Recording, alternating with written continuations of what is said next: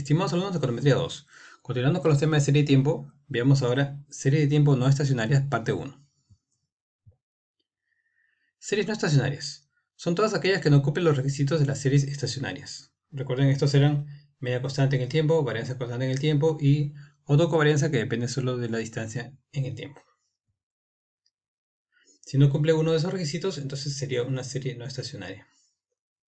El caso más sencillo es el llamado camino aleatorio, donde tenemos que una serie YT es igual al valor pasado yt-1 más un epsilon t, que es un ruido blanco. Esto es similar al R1, pero con un parámetro phi igual a 1. Algunos ejemplos de series que pueden comportarse como un camino aleatorio son, por ejemplo, los precios internacionales, como de los minerales, alimentos, petróleo, precio de las acciones que se cotizan en la bolsa de valores, o el tipo de cambio. En estos casos, la serie parece vagar en el tiempo, sin tener una media fija. Por ejemplo, aquí tenemos los precios de las acciones de Cementos Pacasmayo y Credit Corp en el último año. Son datos diarios y vemos que estas series efectivamente se mueven a lo largo del tiempo sin tener realmente una media a la cual retornen. En estos gráficos, en el gráfico de la izquierda, tengo el precio de las acciones de General Motors cotizados en la Bolsa de Valores de Nueva York entre enero del 2015 y enero del 2016, donde observamos algo parecido, que el precio de General Motors parece por momentos subir muy rápido, luego mantenerse estable, luego caer, luego parece caer nuevamente más, luego crece muy rápido y así sucesivamente. No se observa un patrón estable, sino más bien totalmente errático. Y en el gráfico de la derecha, abajo tenemos una simulación en computadora de lo que sería un camino aleatorio y que presenta un patrón muy similar a los gráficos mostrados. Este es el gráfico del tipo de cambio del sol por dólar, donde también se observa un comportamiento errático e inestable. Bien, desarrollamos entonces el tema del camino aleatorio. Asumiendo un periodo inicial y sub 0, es posible encontrar una supuesta media. No tiene una media realmente, pero imaginemos que tenemos un punto inicial y sub 0, un valor inicial, entonces podemos ser capaces de encontrar una supuesta media de esta manera. Tenemos el valor yt igual a yt-1 más epsilon.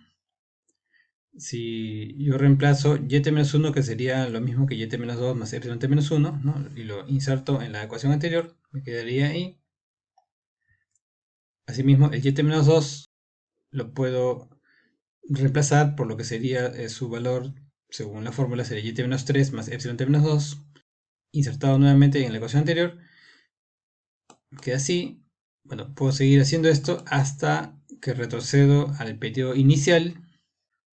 Entonces lo que me va a quedar es que la serie observada en un momento t es igual al valor inicial más una suma de shocks desde epsilon 1 hasta epsilon t. Todos ellos independientes entre sí, ruido blanco. Todos ellos de media 0 y de cierta varianza sigma cuadrado. Es decir, cuando tenemos un camino aleatorio, una serie YT va a ser igual al valor inicial más una sumatoria de shocks que van de 1 hasta t. En este caso se va a cumplir lo siguiente. El valor esperado de YT es igual a Y0, que es un valor inicial, pongámosle arbitrario, más la sumatoria de los shocks en valor esperado. El valor esperado de esos shocks es 0, por lo tanto el valor esperado de YT es igual a Y0. Ojo, eso es para todo t, es decir, si yo tengo una serie de camino aleatorio que empieza en Y0 y llega hasta más adelante, el valor esperado de cualquier valor Y sub t para cualquier periodo t va a ser justamente el punto inicial. En el caso de la varianza de una serie que tiene un punto de partida Y0 sería varianza de Y0 más la sumatoria de estos shocks, esto que vemos aquí. Asumiendo que este punto inicial es fijo, tendría que la varianza sería simplemente la varianza de la sumatoria de los shocks. Ojo, todos ellos son independientes entre sí, por lo tanto sería la sumatoria de la varianza de los shocks. Y como todos ellos asumamos que tienen la misma varianza sigma cuadrado, entonces yo tendría que la varianza es igual a t por sigma cuadrado. Es decir, la varianza no es constante, sino que la varianza crece en el tiempo. Es decir, mientras más lejos esté yt de y0, la varianza para yt va a ser más grande. Ahora, dado que yt es igual a y0 más la sumatoria de los shocks, tal como encontramos, entonces podemos encontrar la covarianza entre yt con yt menos s, que es decir, la autocovarianza. En este caso sería el esperado de yt menos y0 por yt menos s menos y0. Pero yt menos y0 es justamente la sumatoria de los shocks. Y en el caso del yt menos s menos y0 también va a ser una sumatoria, solamente que irá hasta el periodo t menos s. Esto en forma más extensa quedaría así, ¿no? Como una sumatoria de shocks. Y al multiplicarlos tendré productos cruzados que se van a elevar al cuadrado y algunos que van a quedar libres. Solamente vamos a tener elevados al cuadrado hasta el shock t menos s. Y luego otros productos cruzados que van a tener media cero. Entonces la autocovarianza es igual a cada uno de ellos tiene valor esperado sigma cuadrado, sería entonces t menos s por sigma cuadrado. Entonces la autocovarianza depende no solamente de la distancia s, sino de el periodo t. Nuevamente no se cumple el requisito de series estacionarias. En el caso de la autocorrelación, en este caso, a diferencia de lo que teníamos en series estacionarias donde yo dividía covarianza entre varianza, en este caso yo tendría que dividir covarianza entre desviaciones estándar. Y resulta que estas varianzas ya no son iguales, porque la varianza, acabamos de ver, ya no es constante en el tiempo. En el primer caso sería t por sigma cuadrado, entonces la vecindad sería raíz de t por sigma cuadrado y la otra sería raíz de t menos s por sigma cuadrado. Operando numéricamente podemos llegar a que la autocovarianza es igual a la raíz cuadrada de t menos s sobre t. Todo esto bajo supuesto de que es una serie que tiene un punto inicial y0. Ahora, se sabe que teóricamente el correlograma de un AR1 es, si recuerdan, phi elevado a la s.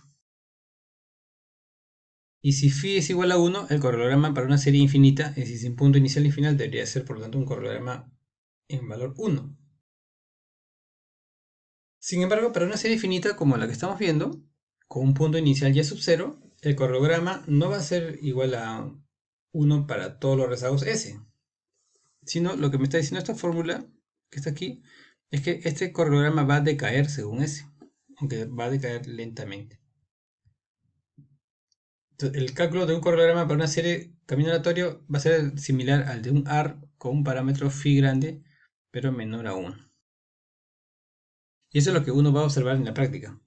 En la práctica, cuando uno tiene una serie como las que mostramos de los precios de las acciones, por ejemplo, y uno calcula el correlograma, uno no va a encontrar el correlograma teórico como una seguidilla de barras horizontales en el nivel 1. Eso no va a pasar, sino más bien vamos a encontrar unas barras que van decayendo suavemente, pero y muy lentamente. En ese sentido, cuando uno observa el correlograma, uno podría engañarse y pensar que está en el caso de una serie estacionaria con un parámetro phi muy cercano a 1. Pero en realidad podría ser también el caso de una serie que tenga un phi igual a 1, pero con un valor inicial. Y como los datos con los que uno trabaja siempre son unas series finitas, porque nuestras series empiezan en algún momento, entonces vamos a encontrar algo así. Otra característica del camino aleatorio es que no existe la reversión a la media. Para ver esto, veamos cómo sería la función impulso-respuesta en el camino aleatorio. Al igual que antes, asumamos que se produce un shock de tamaño 1 en el momento t. Antes de ese momento no hay ningún shock y después del momento t tampoco no se produce ningún shock. Entonces, antes del shock que ocurre en el momento t, los valores de la serie van a ser igual a y sub 0, porque no hay shocks. Si en el momento t se produce un shock de tamaño 1, vamos a tener que la serie en ese momento va a ser y0 más, esto sigue siendo 0, pues son los shocks pasados, pero ahora tenemos un shock de tamaño 1 aquí, entonces lo que nos da un total de y0 más 1 en el momento t. De ahí en adelante ya no hay más shocks, ¿no? Tenemos epsilon ceros, aquí hay un 1 y luego el reciente 0. Y lo que vamos a tener es que a partir de después del shock, la serie siempre va a tener el valor y0 más 1. Y no va a haber nada que haga que retorne este valor a la media. Es decir, en impulso respuesta tendremos que nuestra serie Y salta en 1 y luego se va a quedar ahí y no va a regresar, como ocurría con el caso de las series ARMA estacionarias. Ahora, sea T el último periodo. El valor de Y en ese periodo hacia adelante será lo siguiente, ¿no? Tratando de ver la predicción. Si yo tengo mi muestra de camino aleatorio que termina en T, el valor YT más S sería, extendiendo lo que acabamos de ver, sería el último valor, que pasa a ser el primer valor, como si fuera el Y0, que sería el YT, más la sumatoria de los shocks futuros que vayan a ocurrir. Entonces el pronóstico sería el siguiente: la esperanza de T dado YT más S, es decir, cuál sería el valor esperado de esta serie en T más S, dada la información que se tiene hasta el momento T, todo lo que se conoce hasta el momento T, bueno, va a ser justamente el último dato, ¿no? Porque no se puede pronosticar estos shocks futuros. Es decir, mi mejor predicción sobre lo que ocurrirá hacia el futuro para una serie de camino aleatorio es justamente el último dato que tenga. Y siempre será así. Pero en el caso de la varianza hacia el futuro es, bueno, este cálculo es similar al cálculo de la varianza que hemos visto hace un rato, va a ser igual a S sigma cuadrado. Es decir, si yo puedo pronosticar cuánto sería el valor a futuro de un caso de un camino aleatorio, diría, es el último dato que tengo. Y en el caso de la varianza, la variabilidad posible irá creciendo y creciendo y abriéndose sin límite conforme hacemos una predicción más lejana en el tiempo. Es decir, la imprecisión aumentará conforme nos alejemos del último dato t. Y esto es muy diferente a lo encontrado en series estacionarias, en donde la varianza de los pronósticos se mantenía estable. Finalmente, utilizando el operador de rezagos, se tiene lo siguiente. Yo tengo yt menos lyt es igual a epsilon t, ¿no? Ahí noten que el rezagado lo he puesto como lyt y lo he pasado al lado izquierdo. Factorizando yt tendría 1 menos lyt igual a epsilon t. Es decir, el polinomio en este caso sería phi l igual a 1 menos l y que tiene una raíz l igual a 1, lo que se llama como raíz unitaria. Ahora, como 1 menos l es igual a delta, que es el operador de primeras diferencias, entonces la primera diferencia del camino aleatorio es un ruido blanco. Esto sería delta. Tengo delta yt es igual a epsilon t. Entonces, si yo tengo un camino aleatorio, su primera diferencia será un ruido blanco. Pero ese no es el único modelo que vaga en el tiempo, el camino aleatorio. Pero hay muchos más. Por ejemplo, otro modelo que también vaga en el tiempo es este, por ejemplo, ¿no? Yt es igual a 0.5 yt menos 1 más 0.5 yt menos 2. Si ustedes recuerdan del modelo AR2, cuando la suma de los phi daba 1, era una serie que no tenía media. Bueno, eso es lo que está pasando aquí. Tengo este AR2, que es no estacionario. El polinomio de rezago sería así, ¿no? 1 menos 0.5L menos 0.5L cuadrado. Y las raíces de ese polinomio van a ser L igual a 1 y L igual a menos 2. Es decir, una raíz está fuera del círculo unitario, pero la otra está justamente en el círculo, que es la raíz unitaria L igual a 1. Por lo tanto, hay una raíz unitaria. Factorizando a phi L, el polinomio es como 1 menos L por 1 más 0.5L, lo cual lo puedo escribir así. Pero noten que 1 menos L por yt es justamente el delta yt, es el y en primeras diferencias. Lo escribo así. Entonces, lo que resulta es que, aunque la serie yt sea no estacionaria y tenga una raíz unitaria, su primera diferencia sí corresponde a un proceso estacionario. Al hacer la primera diferencia, se remueve esa raíz unitaria y lo que tenemos es un AR1 estacionario, en este ejemplo. Entonces, en el caso de estos modelos de camino aleatorio y sus variantes, básicamente son modelos que pagan el tiempo, no tienen una media fija, son difíciles de pronosticar porque el mejor pronóstico que podemos hacer es justamente el último dato que tenemos y la imprecisión de ese pronóstico crecerá en el tiempo. Y cuando le tomamos primeras diferencias, resulta que se convierten en procesos estacionarios. Muy bien. Pero estos no son los únicos modelos estacionarios. Hay otros, por ejemplo, estos modelos con tendencia. Los modelos con tendencia son por sí mismos no estacionarios, pues su media cambia en el tiempo. No obstante, simples transformaciones de ellos nos conducen a modelos estacionarios. Se reconocen dos tipos, el estacionario en tendencia y el estacionario en diferencias. Ambos tienen tendencias, pero son modelos muy distintos con diferentes propiedades. Lo que vamos a ver es el de estacionario en tendencia o de tendencias determinísticas. En el pasado se creía que algunas series económicas seguían una suerte de tendencia natural o determinística. Tal era la idea de los economistas clásicos, como por ejemplo Malthus, Ricardo Smith, quienes creían que la producción nacional, la riqueza y el comercio crecían en forma constante e inercial como la población. Otros ejemplos más recientes, no necesariamente de la literatura macroeconómica, son, por ejemplo, la estatura de un niño, la tasa de mortalidad infantil, las cuales también se piensa que crecen según una tendencia determinística. ¿Cómo modelamos esto, la tendencia determinística? En ecuaciones tendríamos, por ejemplo, algo así.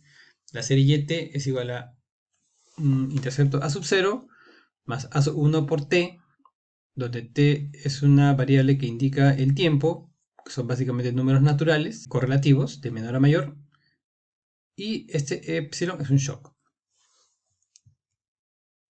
Esta tendencia puede ser lineal o también polinómica, agregando términos como t cuadrado, t al cubo o t a la cuarta, lo que permitiría capturar curvaturas en la tendencia determinística.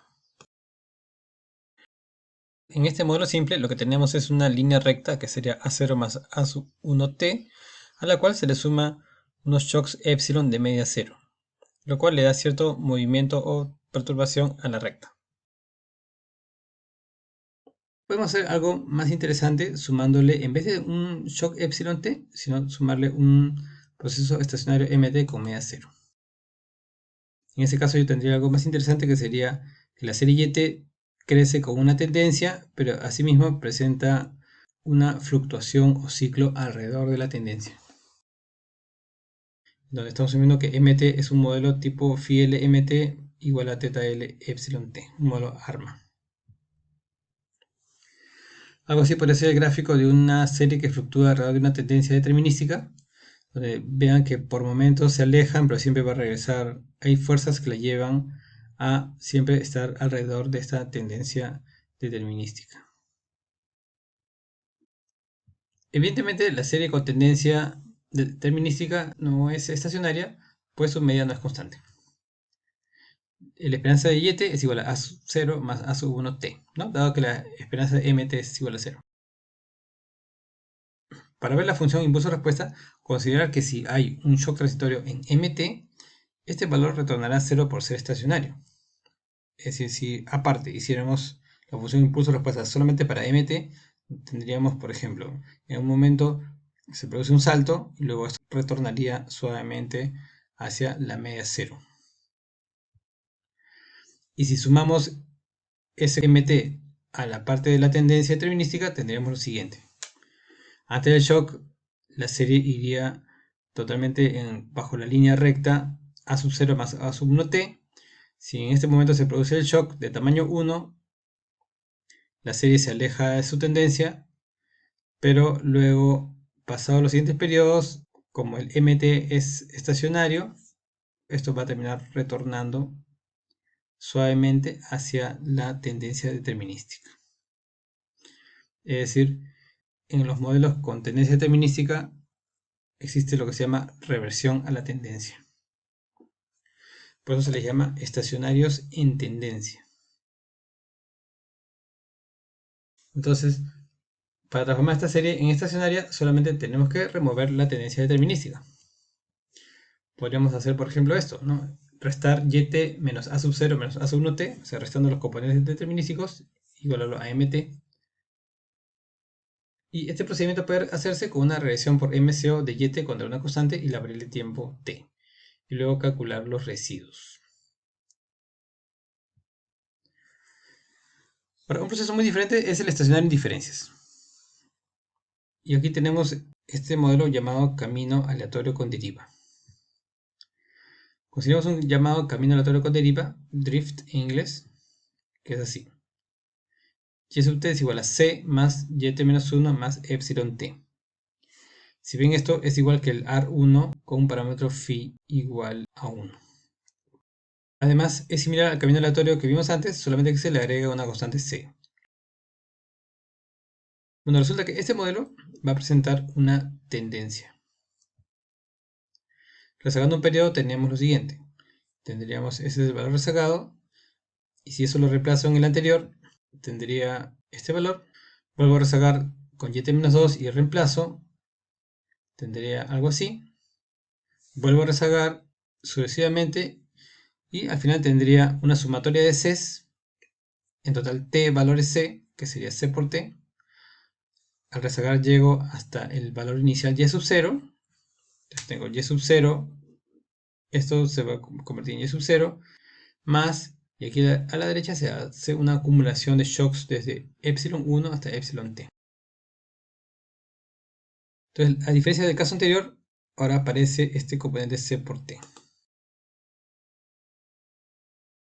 Entonces, evidentemente, esta serie crecerá en forma permanente, pues tiene un componente tendencial C por t, que parte de Y0. Y a esta tendencia se le suma una acumulación de shocks, que es la sumatoria de I igual a 1 hasta t de epsilon i. Unos gráficos típicos de una serie de camino aleatorio con derivas son los siguientes. Por ejemplo, aquí tengo el precio de las acciones de Amazon entre el año 2017 y el 2018, donde tenemos que la serie tiene una clara tendencia ascendente. Y la serie tiene también unos ciertos movimientos que ahorita vamos a explicar a qué se deben. No se observa aquí, por ejemplo, lo que decía en el otro gráfico, donde que tuviera un retorno suave o un tipo arma hacia la tendencia. De hecho, aquí no habría realmente una tendencia natural o determinística.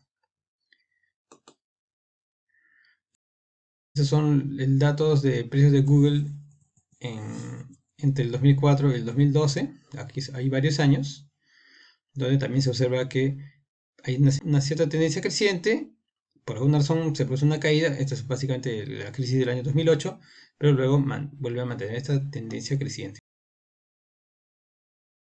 Estos también son los datos de Google más recientes y los datos de Google muestran también un patrón creciente, pero con unos movimientos que tenemos que explicar. Para entender esto, hagamos otra vez el ejercicio de tipo impulso-respuesta para esta serie que va creciendo en la tendencia.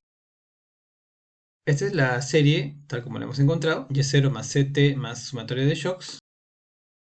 Digamos que antes del shock, supongamos un shock en el periodo T, ¿no? De T-1 para atrás, vamos a tener que, en ausencia de shocks, no habría nada aquí. Entonces la serie se comporta tal como se ve aquí, como Y0 igual a C por T-1 o C por T-2, etcétera, hacia atrás. Es decir, sigue una especie de línea recta. En el momento T se produce el shock, que tendría un valor de 1 por el choque en ese momento. Y0 más CT más 1, que lo agrupo como Y0 más 1 más CT. Y después del shock, a partir de T más 1 en adelante, no hay más shocks épsilons, con lo cual seguiríamos nuevamente con una línea recta así. Entonces, ¿qué cosa? Lo que ha pasado antes y después del shock es que antes yo tenía el intercepto era Y0 y después de ahí en adelante el intercepto va a ser Y0 más 1. El resto de la pendiente se mantiene igual, la pendiente sigue siendo C. Entonces, la fusión presenta un cambio permanente en su intercepto y no hay un retorno a la tendencia inicial. Hago así. Antes del shock tendría que esto crece a lo largo de una línea fija, este Y0 más CT, se produce un shock y lo que ocurre es que la serie va a seguir también creciendo, pero por otra línea, otro camino. Este es el análisis netamente de impulso-respuesta, es decir, asumiendo que hubiera un solo cambio. Ahora, en términos reales, si es que hubiera cambios periodo tras periodo, tendríamos entonces que la serie constantemente va cambiando de camino, de senda. Se va para aquí, luego podría bajar hasta acá, luego quizá podría más allá bajar, pero luego sigue creciendo, luego sube, pero sigue creciendo, baja y sigue creciendo, etc. Eso explicaría el comportamiento de los precios que hemos visto, por ejemplo, de Google o de Amazon. En este modelo, aplicando la primera diferencia, se tiene una serie estacionaria alrededor de una constante C. Por ejemplo, si pasamos a la izquierda del YT-1 y aplico el operador L, yo tendría entonces 1 menos L YT, evidentemente hay una raíz unitaria, y la primera diferencia delta YT es igual a C más epsilon t. Es decir, la primera diferencia de esa serie sería un valor C fijo más un ruido, epsilon. Evidentemente la función phi L igual a 1 menos L también tiene una raíz unitaria. Bien, pero el camino aleatorio con deriva es un caso como que particular, pero esto se puede generalizar aún más para modelos más complejos. Entonces, en términos más generales, la serie YT es estacionaria en diferencia si tiene una representación del tipo arma. Por ejemplo, que yo tenga phi de L por YT es igual a C más teta L epsilon t, donde el polinomio phi L tiene una raíz unitaria y el resto de raíces caen fuera del círculo unitario. Entonces, si aquí en el polinomio yo tengo que hay una raíz que es igual a 1, entonces yo tendré una serie no estacionaria. Y con este valor C, me estaría dando cuenta que sería en este caso una serie no estacionaria que tendría una tendencia. Si C no existiera, si no hubiera ningún C aquí, tendríamos una serie que vaga sin ninguna media en el tiempo. Luego, si yo factorizo phi de L igual 1 menos L por phi asterisco L, donde phi asterisco L tiene todas sus raíces fuera del círculo unitario, entonces reemplazo en la ecuación y me queda 1 menos L phi asterisco L YT igual a C más teta L. Ahora, este 1 menos L lo puedo juntar con el YT y formar una primera diferencia. Es decir, si YT tiene una raíz unitaria, su primera diferencia delta YT se comporta como una serie estacionaria tipo arma. Por último, esto nos lleva a la definición de lo que se llama el orden de integración de la serie. Siendo un poco más generales, decimos que un proceso estocástico es integrado de orden 1 o I1 si su primera diferencia es estacionaria, denotado como I0. Similarmente, una serie YT es I2 si necesita ser diferenciada dos veces para tener una serie estacionaria I0. Es decir, es una serie que tiene dos raíces unitarias. Entonces, si YT es I2, entonces delta YT sería I1. Ya se ha removido una de las raíces unitarias y diferenciando dos veces recién tendríamos una serie estacionaria I0. En este último caso, el polinomio respectivo de YT tiene dos raíces unitarias, tal como mencionamos. El camino aleatorio que vimos y el camino aleatorio con deriva son series I1. Muy bien, muchas gracias por su atención.